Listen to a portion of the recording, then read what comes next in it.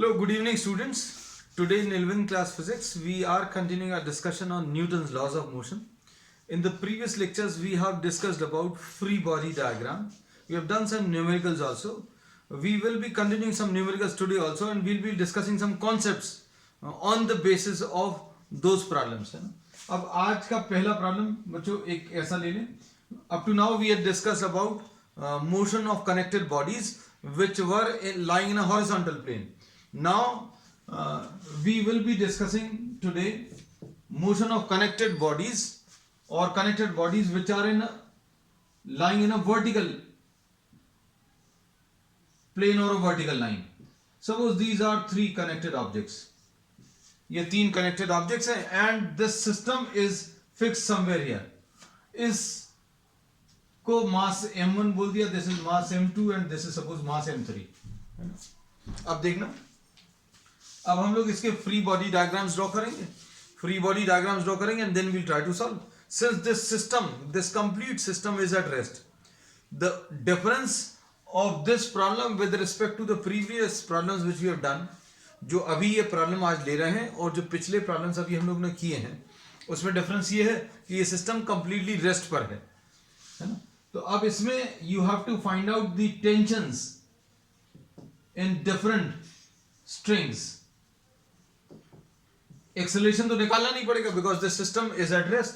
Suppose ये m1 5 kg है, ये सपोज 3 kg है, and suppose this is 2 kg. And this is the first string, and this is the second string, and this is the third string. ये तीन strings हैं, है ना. अब हम लोगों को different parts में tensions calculate करने हैं. अब हम लोग क्या करेंगे? We will be drawing the free body diagrams. अब free body diagrams बच्चों कैसे आएंगे देखना ध्यान से. Suppose we are drawing the free body diagram of M3. ये M3 ले लिया. अब इसमें क्या करेंगे? इसका फ्री बॉडी डायग्राम ड्रॉ करने के लिए अभी हम लोग सारे फोर्सेस मार्क करेंगे. Since this system which we are considering is lying in the vertical plane, है ना. वर्टिकली ये सारे ब्लॉक्स लाइन कर रहे हैं एक लाइन में, तो इसमें वर्टिकल फोर्सेस भी कंसिडर करेंगे. अब इसमें जो फोर्सेस काम करेंगे बच्चों, एक तो ये mg आ गया, m3 इंटू जी वर्टिकल डायरेक्शन में. फिर इसके बाद स्ट्रिंग का फोर्स, स्ट्रिंग का फोर्स अगर आपको बताना है तो अभी हम लोग क्या करेंगे? इमेजिन करना that you are cutting the string at this point. ये स्ट्रिंग नहीं है, इमेजिन करो तो क्या होगा? m3 will fall in downward direction, m3 नीचे गिर जाएगा. लेकिन क्या ये m3 नीचे गिर रहा है? तो नहीं है, नीचे नहीं गिर रहा. तो अभी हम लोग बोलेंगे ये स्ट्रिंग क्या करके रखे, इसको ऊपर की तरफ सपोर्ट देकर रखे. This string is giving a support in upward direction, और ये support which is provided by the string will be marked as the tension. इसको अभी हम लोग T3 लिख दे रहे हैं. सिंपल है ना. और इसको ड्रॉ करने की एक ट्रिक भी बताई थी अभी हमने कि अगर टेंशन मार्क करना है तो बहुत सिंपल सी ट्रिक है. आप ये जो पॉइंट ऑफ कांटेक्ट है स्ट्रिंग का, ये जो धागा जहां से बंधा हुआ है, जिस पॉइंट पर ये कांटेक्ट में है, उस पॉइंट से दूर की तरफ अभी आप ये डायरेक्शन मार्क कर दो. Mark the direction of the tension away from the point of contact. This is the simple trick which you have to remember, है ना. अब इसमें दो ही फोर्सेस काम कर रहे हैं, एक तो m3g और दूसरा T3. ठीक. अब इसके बाद m2 का फ्री बॉडी डायग्राम ड्रॉ करो. m2 का इसके जस्ट ऊपर ड्रॉ कर ले रहे बच्चों.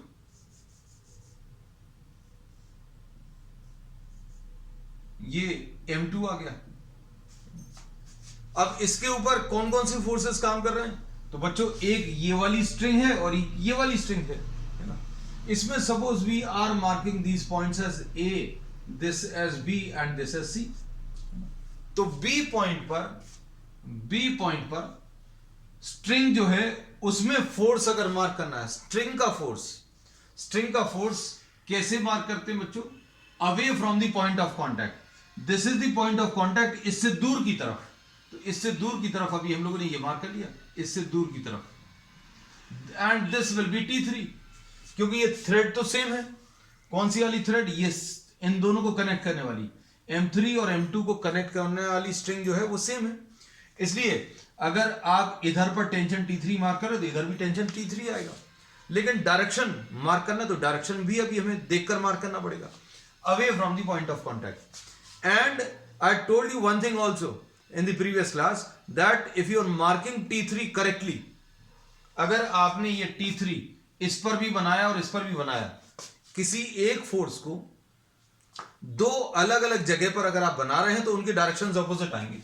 तो देखो, away from the point of contact T3 ये आ गया, away from the point of contact T3 ये आ गया, ये पॉइंट B है, B पॉइंट से दूर की तरफ, यहां पर A पॉइंट से दूर की तरफ, ऐसा कुछ आ गया।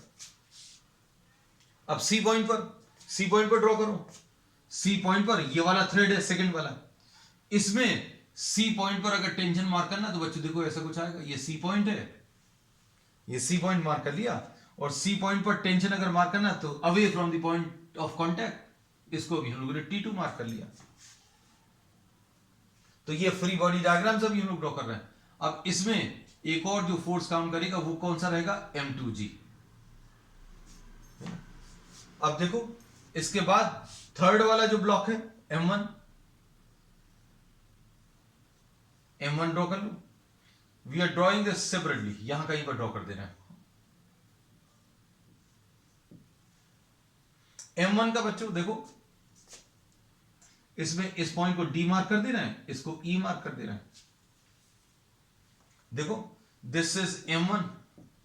अब M1 का बच्चों फोर्सेस कौन कौन से आ जाएंगे, D पॉइंट मार्क करो, ये D पॉइंट, और इस स्ट्रिंग का force away from the point of contact, ये T2 आ गया। E पॉइंट पर स्ट्रिंग का force away from the point of contact से दूर की तरफ, और ये कितना आ गया, T1 आ गया, और नीचे की तरफ क्या आ जाएगा, M1G। mg हमेशा नीचे की तरफ काम करेगा।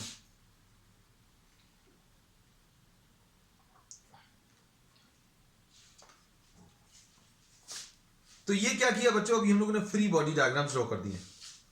फ्री बॉडी डायग्राम्स क्या है बच्चों, free body diagrams are diagrams which are drawn for the objects which have been isolated from its surroundings। आप इसको इसकी सराउंडिंग से आइसोलेट कर लो, अलग कर लो, और जो इंटरएक्टिव फोर्सेस हैं उनको मार्क कर दो। भाई इसके कौन कौन से फोर्सेस आ रहे हैं वो अभी हम लोगों ने मार्क कर दिए, वी मार्क दी फोर्सेस। ऐसे ही अभी हम लोगों ने M2 को मार्क कर लिया, M2 को भी ड्रॉ कर लिया, और फिर इसके बाद अभी हम लोग न्यूटन्स लॉ अप्लाई कर देंगे, है ना। तो अभी हम सारी चीजें बच्चों एक बार और रिपीट कर दे रहे हैं, so that the things become clear and will be doing this quickly.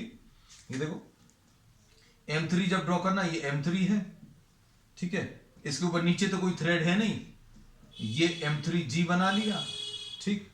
यहां पर ये A पॉइंट है, A पॉइंट, और ये T3 बना लिया अवे, और ये इसका M3 का फ्री बॉडी डायग्राम आ गया।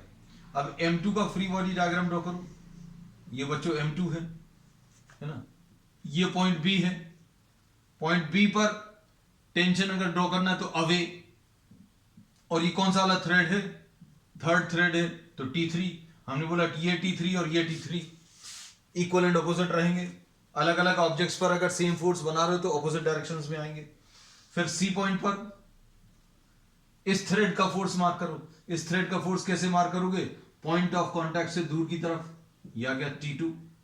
फिर उसके बाद बच्चों नेक्स्ट क्या है, ये M1 है, इस M1 पर ये D पॉइंट है, और D पॉइंट पर फोर्स का डायरेक्शन कैसा आएगा, अवे, तो ये अवे मार्क कर दिया बच्चों। ये कितना आएगा, T2 आएगा। तो ये देखो, ये T2 और ये T2 ऑपोजिट है। फिर उसके बाद E पॉइंट पर बच्चों कैसा आ जाएगा, E पॉइंट पर अवे, तो ये अवे मार्क कर दिया, ये T1 आ गया। और क्या मार्क कर देंगे बच्चों, M1G, और यहां पर क्या मार्क करेंगे बच्चों, M2G, ठीक। अब हम लोग क्या करेंगे, इन्हीं डायग्राम्स में न्यूटन्स लॉ अप्लाई करेंगे। अब न्यूटन्स लॉ कैसे अप्लाई करेंगे वो देखना, फिर इसकी ट्रिक भी बताएंगे। अभी हमने ट्रिक भी बताई थी, will discuss the trick today also, है ना। हम नियरली हर प्रॉब्लम को हम कोशिश ये करेंगे, हर प्रॉब्लम को अभी आप ट्रिक से भी डिस्कस करें। देखो, सबसे पहले इसको कंसिडर करो, इस वाले को अगर कंसिडर करेंगे तो कितना आ जाएगा, since this system is at rest, बच्चों ये पूरा सिस्टम जो है रेस्ट पर है, कोई एक्सेलरेशन नहीं है, पुल भी नहीं कर रहे हैं, है ना, आपको सिर्फ टेंशन बताने हैं। तो ये कितना आ जाएगा, T3 ऊपर वाला फोर्स और नीचे वाला फोर्स बराबर आ गए M3G, और M3 की वैल्यू कितनी है बच्चों 2 और G की वैल्यू 10 ले लो, तो ये कितना आ गया 20 न्यूटन। फिनिश। ठीक, अब इसमें देखो, इस वाले को कंसिडर करो, ये वाले को, इसमें कौन कौन से फोर्सेस काम कर रहे हैं बच्चों, ऊपर की तरफ T2, नीचे की तरफ T3 और M2G। तो अब हम लोग क्या लिखेंगे इसमें, इस वाले में क्या लिखेंगे, देखो, since this system is at rest, system is at rest, therefore we write T2 ऊपर वाला फोर्स नीचे वाले फोर्स के बराबर, T2 will be equal to T3 plus M2G, ऐसा कुछ आ गया। अब इसमें T3 मालूम है अपन लोगों को, T3 कितना है 20 है, M2 कितना है, M2 3 है, और G कितना है, तो G की वैल्यू 10 है, तो आंसर कितना आ गया 50 न्यूटन। ठीक, ट्रिक्स भी अभी हम लोग डिस्कस करेंगे। अब इसको देखो बच्चों, किसको, सबसे ऊपर वाले को, इसको। अब देखो इसमें क्या बोलेंगे बच्चों, ध्यान से देखना, इसमें T1 will be equal to T2 plus M1G, है ना, T2 कितना है, तो T2 बच्चों 50 है, और M1 तो M1 5 है, और G कितना है, G की वैल्यू 10 है ना, तो ये कितना आ जाएगा बच्चों 50 प्लस 50 यानी 100 आ जाएगा, 100 न्यूटन, है ना। तो ये कैलकुलेशंस आ गए, T1, T2 and T3। Find the tensions in different parts of the string, है ना, डिफरेंट स्ट्रिंग्स में आपको टेंशन कैलकुलेट करना है ना। तो बच्चों ट्रिक देखें, इमेजिन करना बच्चों, सारी चीजें इमेजिनेशन से आएंगी, क्योंकि जितना अच्छे से आप इमेजिन करोगे सारी चीजें क्लियर होगी। ये third thread is carrying which block, अगर आप इमेजिन नहीं कर पाते तो इसको कट कर दो। The third thread is carrying only M3, अगर आप इसको कट कर दोगे तो M3 नीचे गिर जाएगा, so we say that T3 will be equal to M3G, यानी M3 कितना है 2 into 10 यानी 20, ये आंसर आ गया T3 का। No diagram, no calculation, no free body diagrams required. सोच कर देखना बच्चों, बहुत सिंपल है। अब इसमें देखो, यहां पर अगर कट कर देंगे तो क्या होगा, just try to imagine that you are cutting at this point, तो ये पूरा का पूरा सिस्टम, ये दोनों नीचे गिर जाएंगे। कौन सा, अगर if you are cutting this thread, second thread, then M2 and M3 will fall in downward direction. तो अब क्या बोलेंगे बच्चों इसमें हम लोग ये बोल सकते हैं दैट T2 और द सेकंड थ्रेड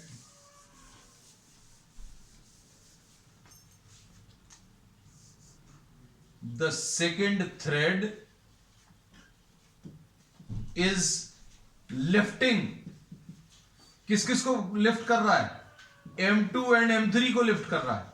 ये सेकंड वाला थ्रेड M2 और M3 को लिफ्ट कर रहा है, मतलब इसमें जो फोर्स आएगा वो कितना आएगा,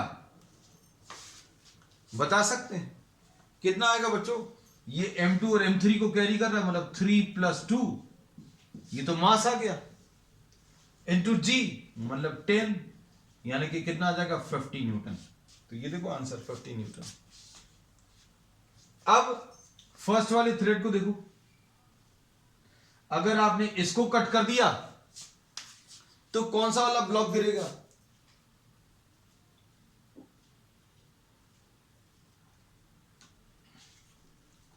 सारे ब्लॉक्स नीचे गिर जाएंगे।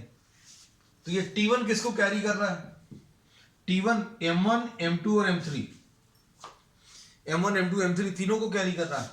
मतलब अब हम लोग इसको अगर कट करेंगे तो M1 + M2 + M3 into G, मतलब 5 + 3 + 2 इंटू G की वैल्यू 10, 5 + 3 8 + 2 10, 10 × 10 100। तो सारे कैलकुलेशंस बच्चों ट्रिक की मदद से भी आ सकते हैं। So this was first question, आज का पहला क्वेश्चन था, है ना। अब देखो, हम सिर्फ कुछ कॉन्सेप्ट्स को समझाने के लिए हम क्वेश्चंस को थोड़ा सा अब चेंज करेंगे, है ना। अब देखना, अब हम लोग इसको सस्पेंड नहीं कर रहे,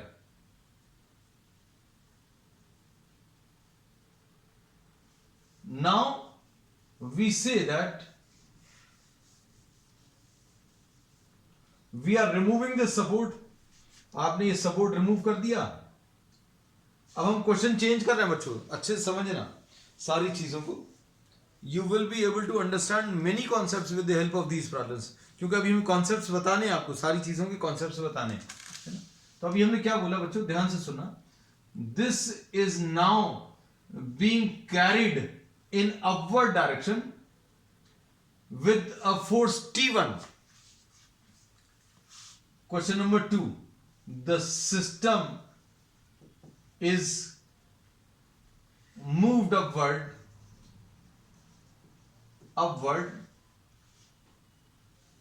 with the help of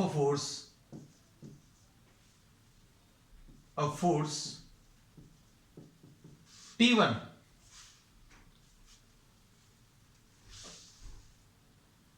with an acceleration of 2 meters per second square, है ना। अभी आपने इस पूरे सिस्टम को ऊपर की तरफ मूव कराना है, कितने एक्सेलरेशन से, 2 meters per second square से, है ना। अब इसमें और पिछले प्रॉब्लम में डिफरेंस क्या है बच्चों, पिछले प्रॉब्लम में this was suspended and this system was at rest, ये कैसा था, रेस्ट पर था। Now this is accelerating upwards, हमने बड़ा बड़ा लिख दिया बच्चों, accelerating upwards, this is the difference. ये पहले रेस्ट पर था, now this is accelerating upwards. और find the tensions, find the tension in the thread, है ना। चलो अब इसको सॉल्व करके बताते हैं।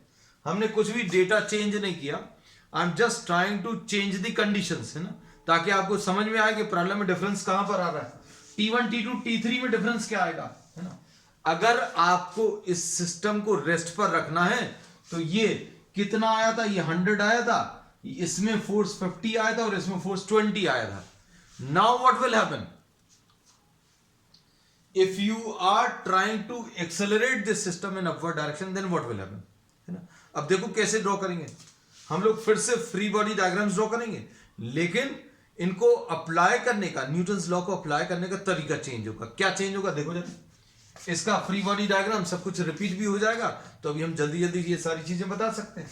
जैसे सपोज फॉर एग्जांपल ये M3 है, नीचे की तरफ क्या आ जाएगा बच्चों, M3G,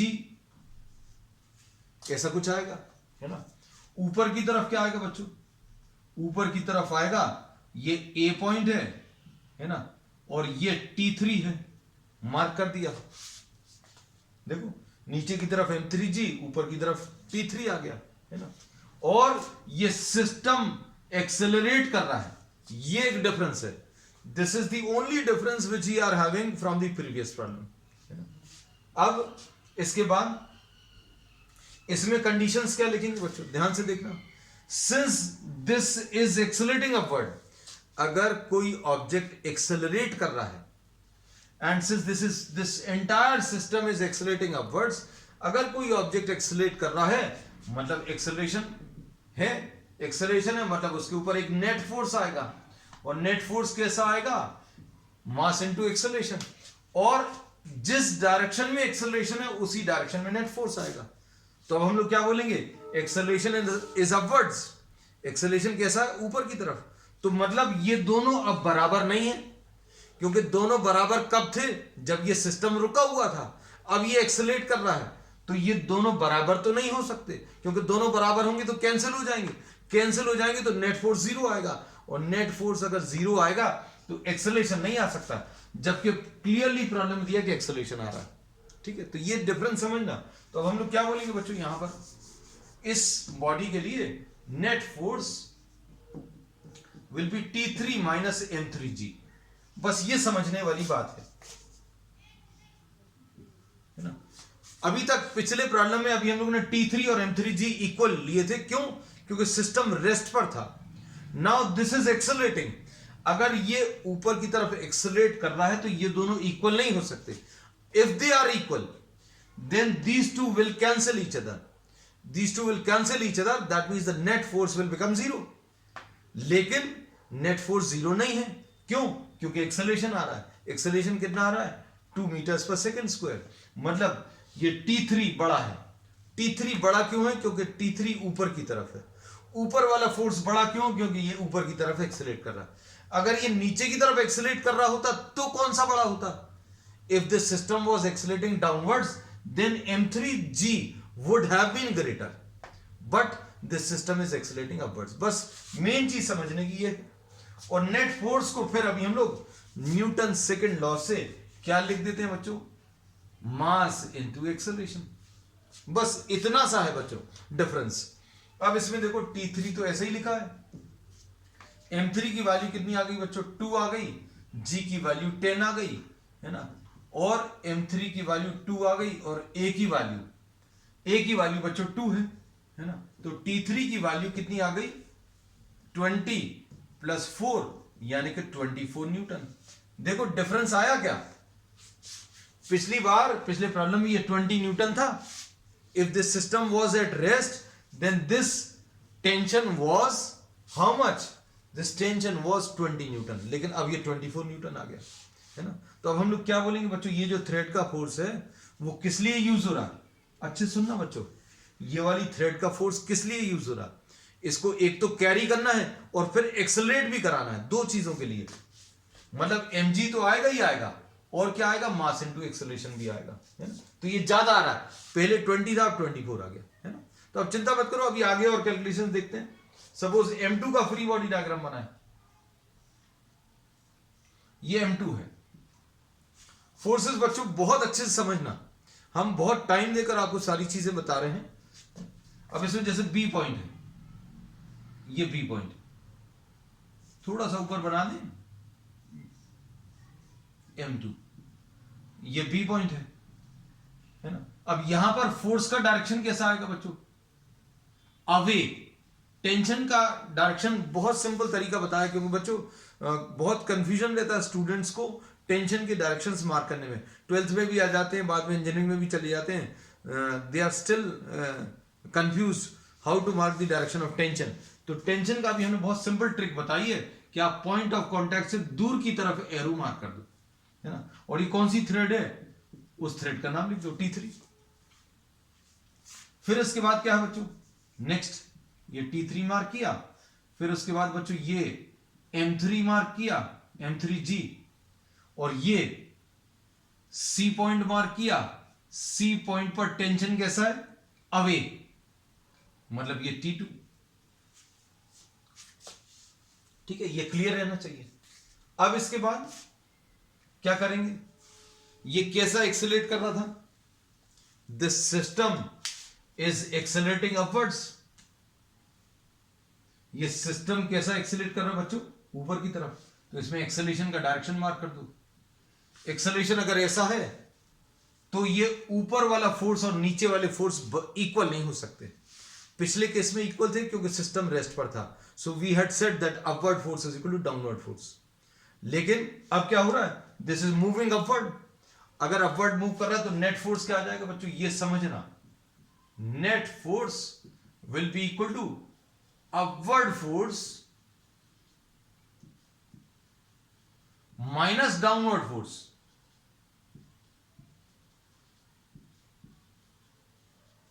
हम लोगों ने इसमें डाउनवर्ड माइनस अपवर्ड क्यों नहीं किया? क्योंकि ये नीचे की तरफ अगर जा रहा होता, if this was moving downward, then we would have taken the downward force to be greater. लेकिन यहां पर ये ऊपर जा रहा है, इसलिए कोई भी चीज बच्चों इमेजिन करना, ये ब्लॉक है, इसके ऊपर बहुत सारे फोर्सेस काम कर रहे हैं, इसके ऊपर भी काम कर रहे हैं, नीचे भी काम कर रहे हैं, और ये ऊपर जा रहा है। तो कौन सा वाला फोर्स बड़ा होगा? अगर ये ऊपर जा रहा है तो ऊपर वाले फोर्सेस बड़े होंगे। तो ऊपर वाले फोर्सेस कौन से बच्चों? T2। तो अब हम लोग क्या बोलेंगे? T2 कितना आ जाएगा? इसको रब कर दें। T2 will be equal to upward force, sorry upward force will be equal to T2 minus नीचे वाले फोर्सेस क्या आ गए? M3G and plus T3। ये T2 ऊपर वाला फोर्स है, नीचे वाले फोर्सेस M3G और T3। सिर्फ इसको देखना बच्चों, और कुछ मत देखना। और नेट फोर्स किसके बराबर आता है? अगर नेट फोर्स लिख लिया तो सेकंड लॉ के हिसाब से मास इनटू एक्सेलरेशन। इसको भी हम लोग क्या लिख लेंगे? M3 इंटू ए। बस अब वैल्यूज रख लो बच्चों, कितना आएगा? T2 निकाल लो। T2 will be equal to M3G plus T3, उधर जाकर ये प्लस हो जाएगा, प्लस M3A। M3 की वैल्यू कितनी है बच्चों?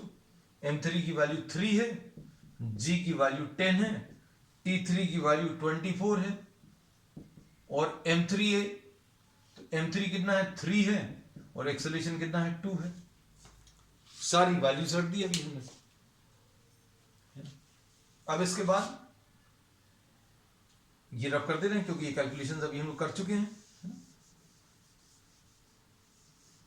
T3 की वैल्यू नहीं रब करी, T3 की वैल्यू 24 है ना? तो ये कितना आ जाएगा? 30 प्लस 24 प्लस 6 यानी 60 आ गया। पहले कितना आया था याद है? ये 20 था, ये 50 था, जो अब 60 आ गया।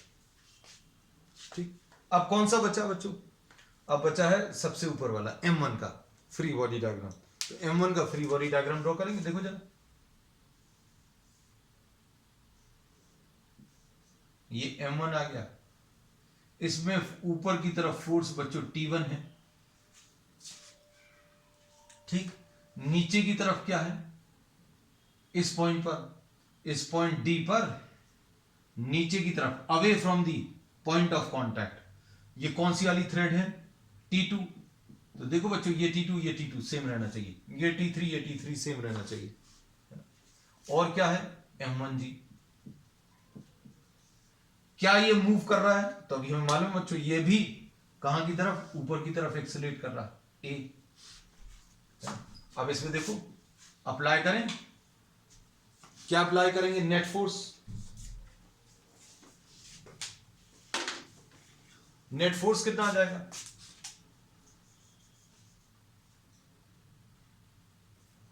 Net force will be equal to T1 minus T2 plus M1G। ऊपर वाला फोर्स बड़ा रहेगा, नीचे वाला फोर्स जो है वो छोटा रहेगा। T1 is greater and T2 plus M1G will be smaller, will be equal to what? M1 into A। अब इसमें T1 निकालना है। T1 कितना आ जाएगा बच्चों? T1 will be equal to T2 plus M1G, इसको उस तरफ ले गए, प्लस M1A। T2 कितना है? तो T2 की वैल्यू बच्चों,